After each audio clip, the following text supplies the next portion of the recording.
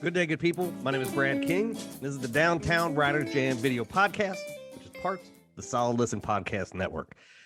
We're coming to you from deep inside the Jam bunker today. Super excited. Having one of my favorite guests back on the show. If you're a listener, you remember Lee Matthew Goldberg from episode 74. This dude cranks out book after book after book. And his latest, Stalker Stalked, came out just a couple months ago. And so we caught up with him, see what he's up to. Had a nice conversation. As you know, you've been here. Like, it's a long, weird ass conversation. Talked a little bit about the publishing industry, talked a little bit about trash TV and how he gets to use that for research. Talked about some of our favorite TV shows, You, The Affair, things about that. If you don't remember, he is one of these film people that I got that ended up becoming a novelist and a writer outside of that industry. And I always love talking to people like that because they approach and see writing and stories in a different way than people that were trained as writers.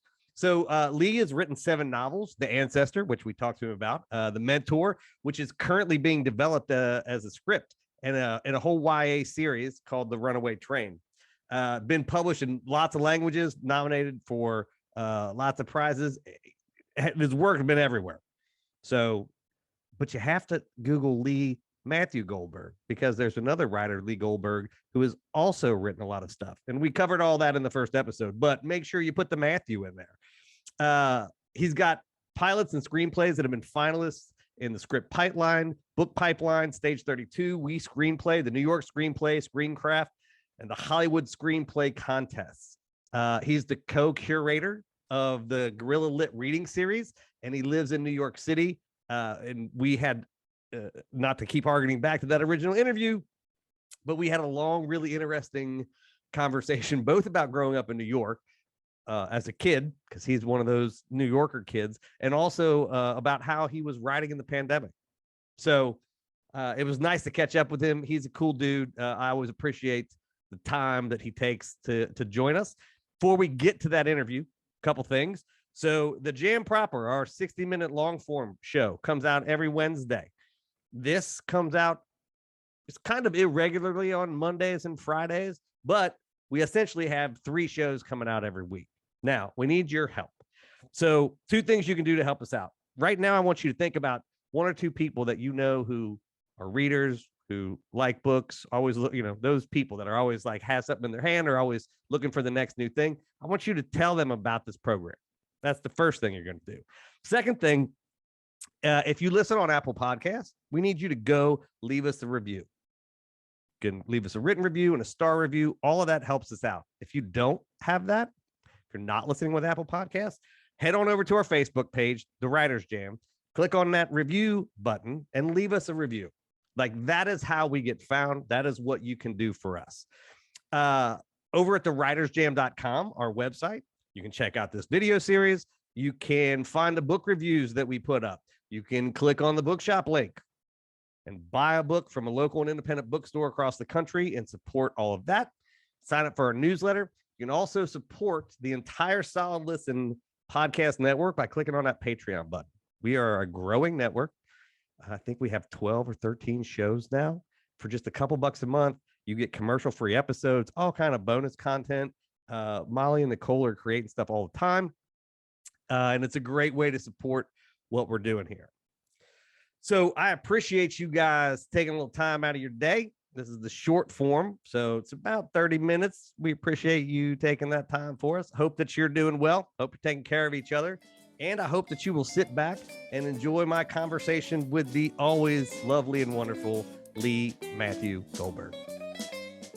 So I've had you had like several. Yeah, but I think we talked for The Ancestor, which would have been around this time a year ago. But yeah, I've had a sci-fi book, Orange City, and 2 young adult books out in between, and now my new one, Stalker Stalked, which is back to thrills.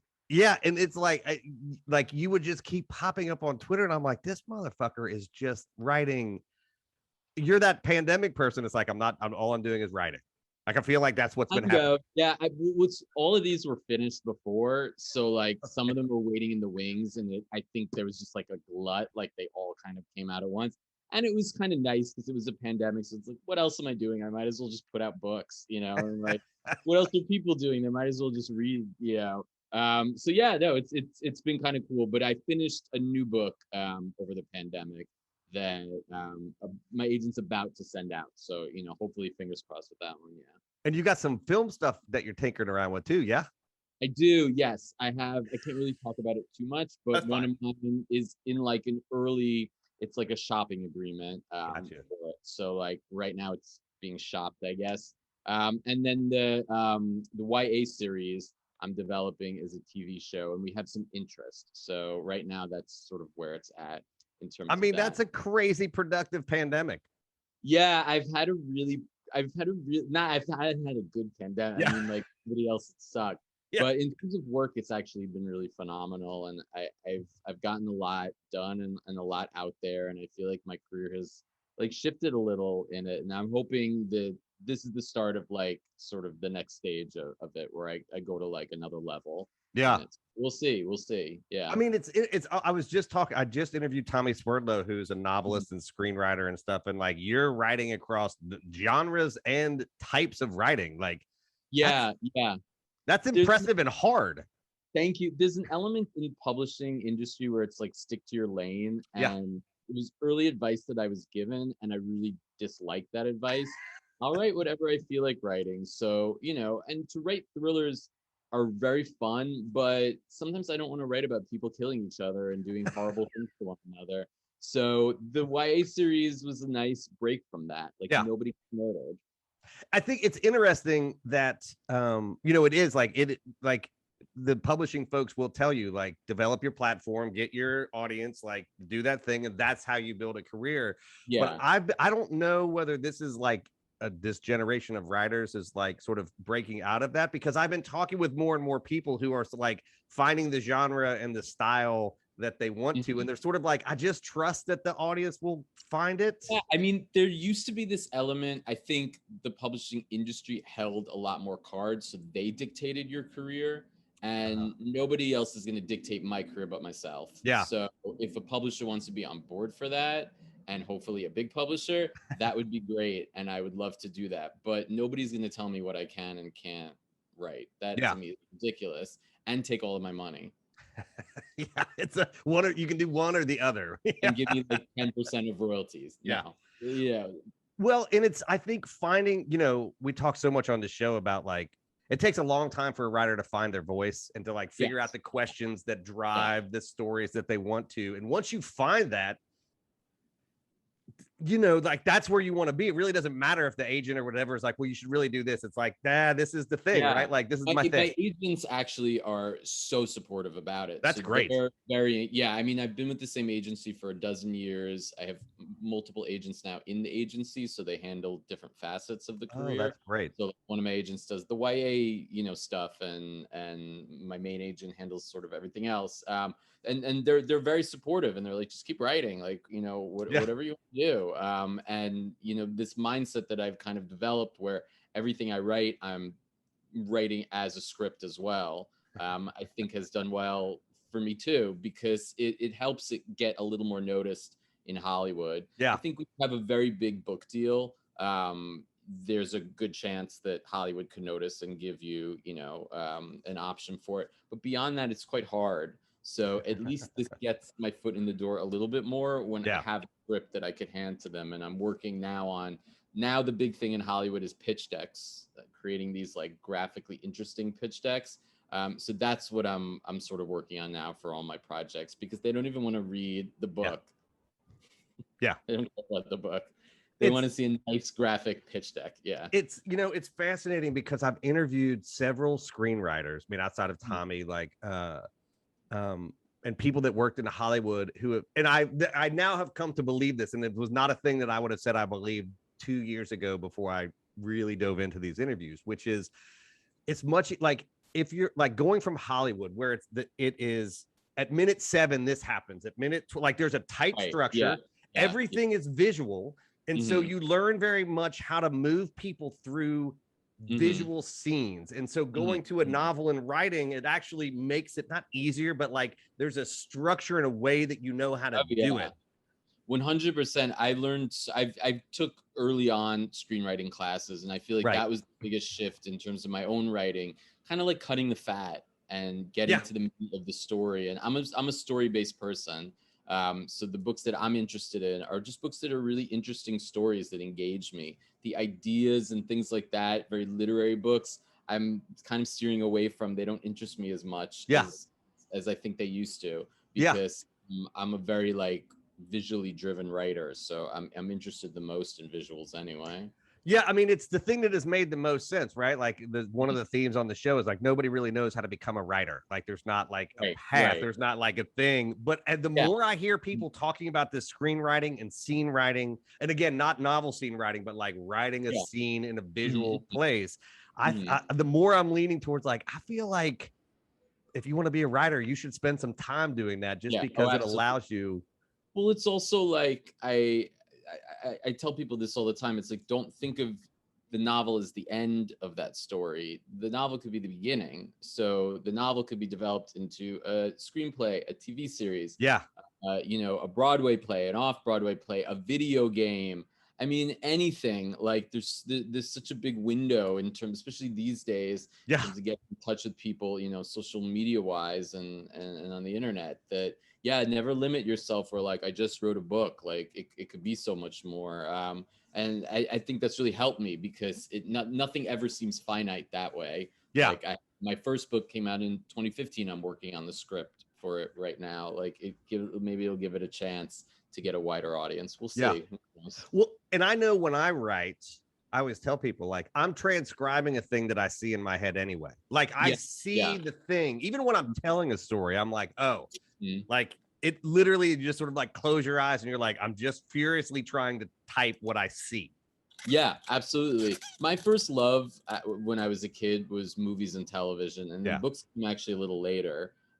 So I think of things in that way, and in all honesty, like it's harder for me to remember like a sentence I love from one of my favorite books as opposed to a scene I love from one of my favorite movies. Books I tend to like, I read voraciously, and I read them and they go in one ear and then they're gone. And I don't even remember it. Like and then I just pick up a new one. And movies really like stick in my mind. And I think these days too, it's like moving out of the theatrical window now that everything is streaming. There's so many opportunities now. They're hungry for novels in Hollywood and publishing as well. Because we know how to tell a story. So there's real opportunity in terms of that. And I'm finding it even a little more exciting sometimes than the publishing industry. Well, I mean, the publishing industry is industry is a little dinosaur based, and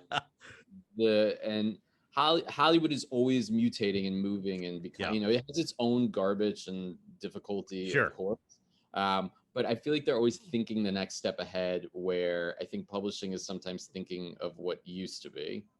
And I think like I don't know if this is true. I have zero things to base this on, but like I'm down for like broad church style prestige TV where they just go, look, here's 6 episodes. Like this isn't going to be 4 seasons or 8 seasons. It's going to be like, we're just going to do this thing. And it's, because like I love The Affair, but then like by The Affair by like season 5, I'm like, what the fuck is happening anymore? For too long. I what happens now a lot of times is they'll have that like limited series, and if it does really well, maybe they'll get, it's like Big Little Lies was one for example, but the season 2 was horrible. So like that didn't really need to happen. So it has to be like really like the right circumstance, or it then develops into a thing. But sometimes it's like, it's true, you just need 6 episodes. It's enough. Like The Watchmen, when that came out and when they declined to do season 2, I was like, thank you, because that was a perfect fucking story. For what this was. They learned because those are the Lost guys, or at least one of the Lost guy, and I think they learned that they didn't stick the landing on that show, and was like, this one we actually did in the first season. So let's just, like, that's it. That's all you're getting. And that was I feel like one of the best shows in the last year or two. I have literally bought the original Watchmen graphic novel and sent that to I mean, I had it here, but I sent it to about a dozen people, and I'm like, because they weren't going to watch the show. I'm like, read this. Yeah. Call me and I'll tell you why that book was important. And then everything they did with this show is amazing. Is like perfect. Yeah. And that's the perfect example of something that it began as a graphic novel, was a movie that maybe financially was successful, but it wasn't a good movie. No, it's okay.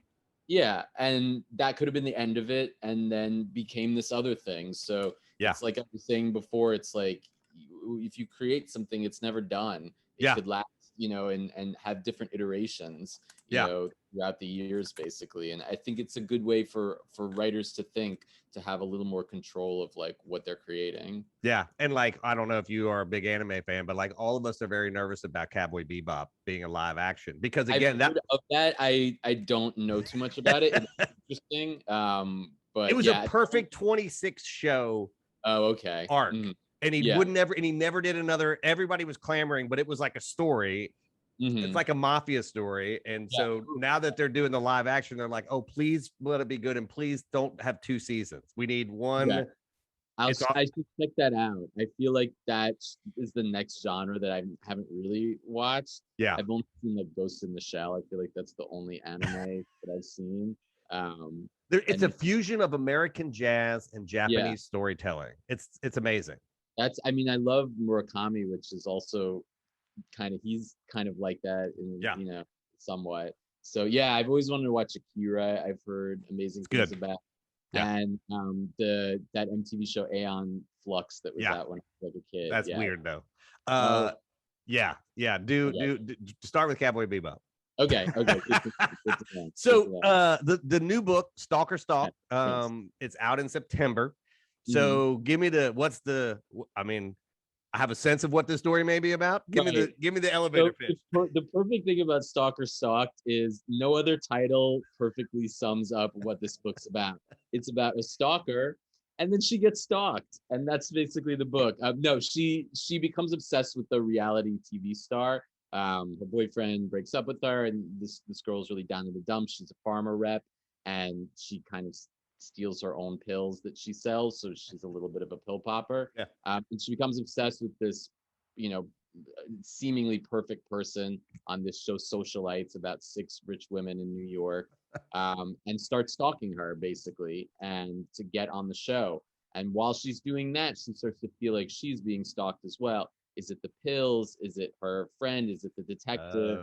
Is it maybe this girl who she's stalking, who's turning the tables on her? So she basically has to use her own stalking prowess to overcome the stalker, and it's really just a batshit crazy. I just got a review today that I looked on NetGalley. It was a 1-star review, and the review was smutty.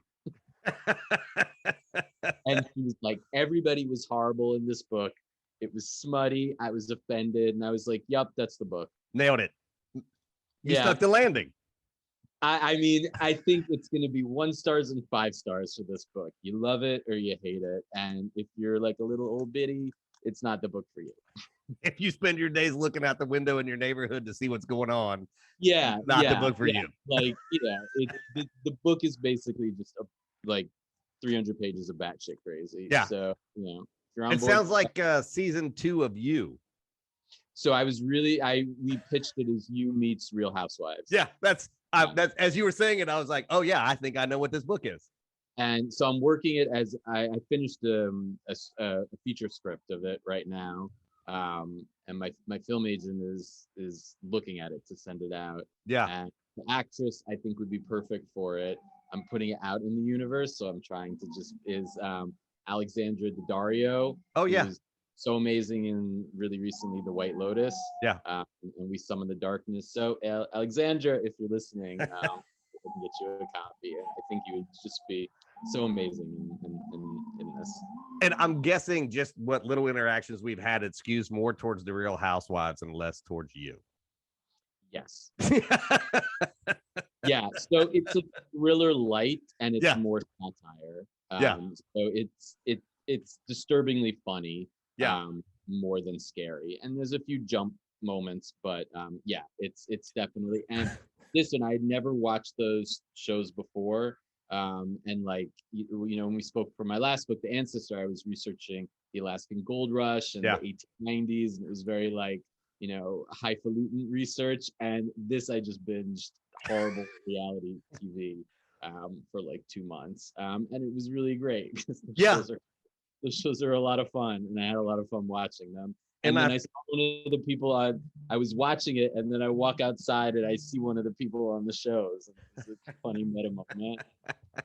it's also nice to be able to like, I mean, not that we're out really going out and doing a bunch of stuff, but like you can tell people like, what did you do? Like, oh, I watched 10 hours of Real Housewives, but it was research.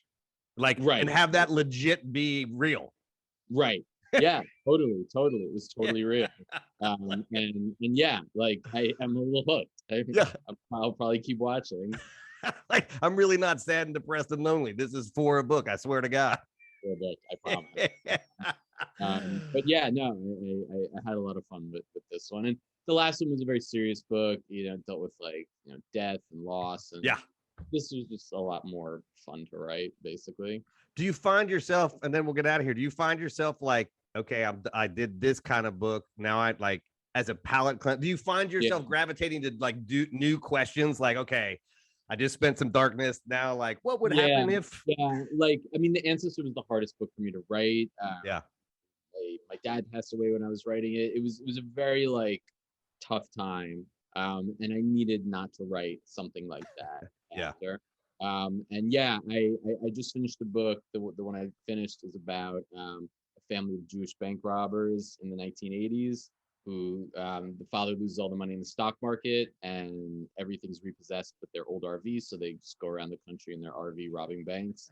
And then the one that I have in the future that I'm starting is it's about a Jewish man in the 1950s who begins working for Madison Avenue advertising company. He's the only Jewish man. He's the only Jew at the company, basically, and he hears like slights and slurs and this and that. But it's a real opportunity to get him and his family, out of their parents' house and etc. And then he slowly starts seeing like Nazi symbolism in the advertising, and he has to decide to what he's going to do. Either they're going to spread this hateful message, or he is the one that really only could stop them. So he becomes like an ass-kicking Nazi, and he becomes the ass kicker of the Nazi. Yeah. No, I knew I knew where you were going. Yeah. right. So yeah, I haven't started that one yet, but I'm looking forward to it, and I'm leaning to my like Jewish heritage for these books now because I never really have, and I feel like I want to give a voice to like Jewish characters right now. Yeah. Well, and that's, I mean, like you said, like you just sort of like you're going sort of, these are the stories I want to tell. Now, these are the stories I want to tell. Now, these are like, that's good. I mean, I feel like that's the only way to have, I mean, not the only way, but like, I don't know, as a writer, that just seems like how you continue to keep yourself interested and how you push yourself and how like always sort of putting aside what I've done. And now I'm going to do this new thing and see what that happens. I think the worst thing as a writer is if you get bored by your career. It's like always keep it fresh, because if you keep it fresh, then people will continue to be engaged. So I always want to write things that I'm interested in, basically. And yeah, I had seen that show Plot Against America, and I was just really horrified and inspired by it. And so that this idea kind of came out of that. But this was going to take me a long time. I'm usually quick. This will be like a year-long project for this book. Yeah, it's funny. All the writers listening are like, a year is a long time.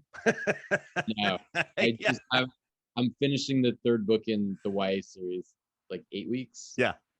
9 weeks it's taken me. Yeah. That's crazy. This one's different. This one's like research. Yeah.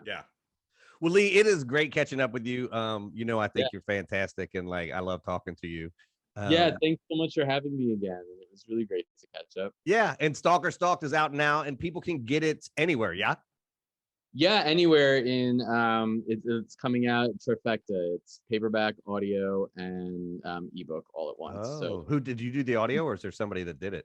So all my books, I've been working with this company, and they're releasing all of them in audio now. Wow. So yeah, they all have, and Stalker Stalked is the first that's doing it like day and date, basically. That's So that's a awesome. phenomenal narrator. Yeah, she did a fantastic job. It's So I'm excited for that.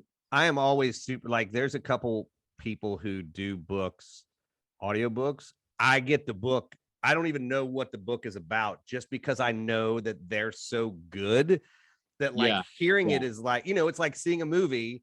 It's different in the book. Like their interpretation of it is the thing that I'm like, oh fuck, like I could just listen to this all day long. yeah. No, it's such a talent. Yeah. And all of them, especially the ancestor, the guy who did the ancestor, he to me sounded like Anthony Hopkins from Legends of the Fall.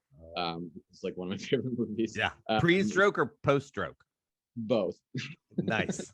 Nice. Both. He just was this like grizzled, and he did just such a fantastic job capturing the spirit of that book. Yeah.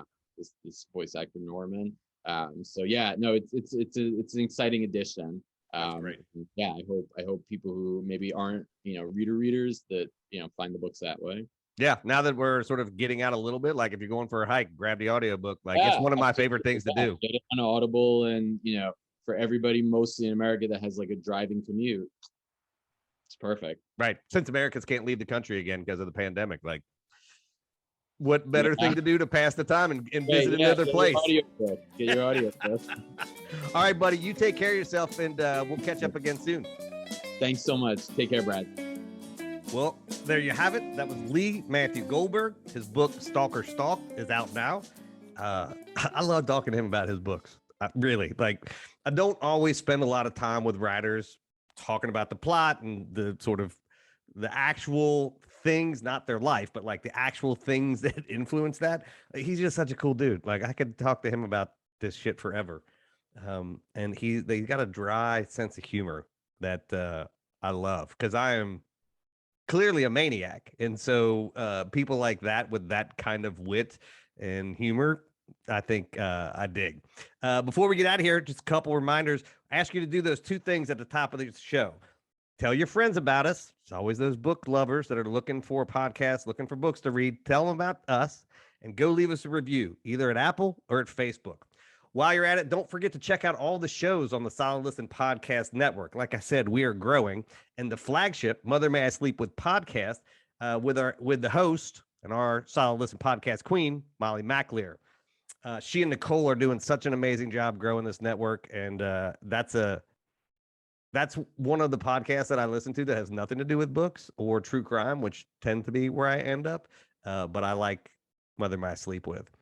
Don't forget, these video podcasts come out every Monday and Friday on the Solid Listen Network YouTube channel. You can also catch them at thewritersjam.com, or you can catch the audio wherever you listen to podcasts.